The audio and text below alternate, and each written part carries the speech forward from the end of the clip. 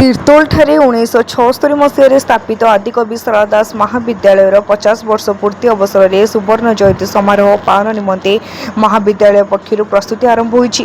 एही उपलक्षे अपराह्न महाविद्यालय अध्यक्ष प्राध्यापक नलिनीकांत पट्टनायक अध्यक्षतार एक सांबादिक सम्मेलन आयोजित होता। अध्यक्ष श्री पट्टनायक तांको वक्तव्य में महाविद्यालय सुवर्ण जयंती समारोह पालन निमंते आसंता जुलाई 26 तारिख रविवार महाविद्यालय पुरातन छात्र छात्री स्थानीय अंचल बुद्धिजीवी और मान्यगण्य व्यक्तिविशेष नहीं एक प्रस्तुति बैठक अनुष्ठित हो। यह बैठक में सुवर्ण जयंती समारोह रूपरेख प्रस्तुत कर सूचना देते।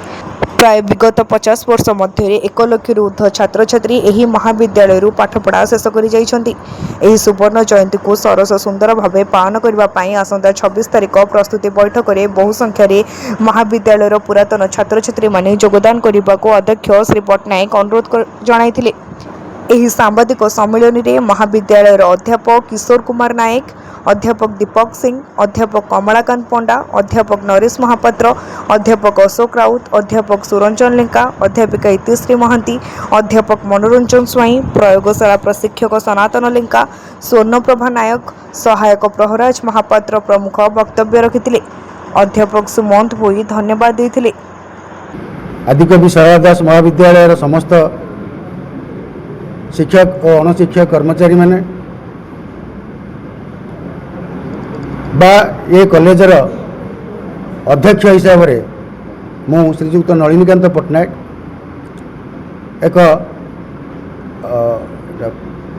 सांबादिक सम्मेलन आयोजन करा जाइथिला। जो सम्मेलन मुख्य उद्देश्य थिला 1976 मसीह गठित होइतिबा ए कॉलेज आदिकवि सारला दास महाविद्यालय आसंता 12/8/2026 रे तार 50 वर्ष पूर्ण करने को जाऊँगी।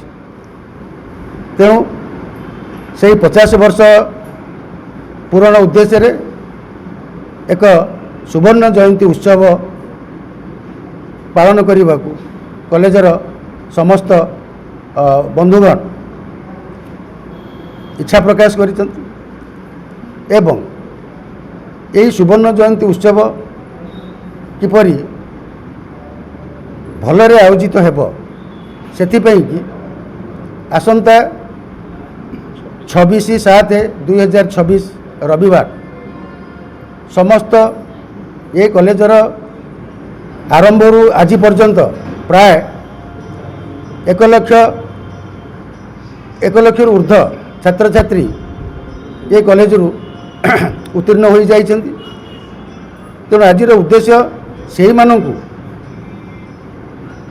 निवेदन करी अध्यक्ष हिसाब से जे कॉलेज आपण कॉलेज आज 50 वर्ष रे पाद देइछि एवं तार से 50 वर्षर पूर्ति आम केमिति पालन करिबा सुवर्ण जयंती उत्सव केमिति पालन करिबा सेथिपई मो कॉलेज तरफ समस्त कर्मचारी तरफ आपण मानकु निवेदन रे हाथ बढ़ाई आपण माने समस्ते उक्त दिन आम कॉलेज बा आपण से कॉलेज परिसर रे समस्त एकाठी हुई ये जयंती यही सुवर्ण जयंती किपरि भल भाव समाहित हेब से बाबद आपण मानकर सुचिंतित मतदान देवे बोली मोर।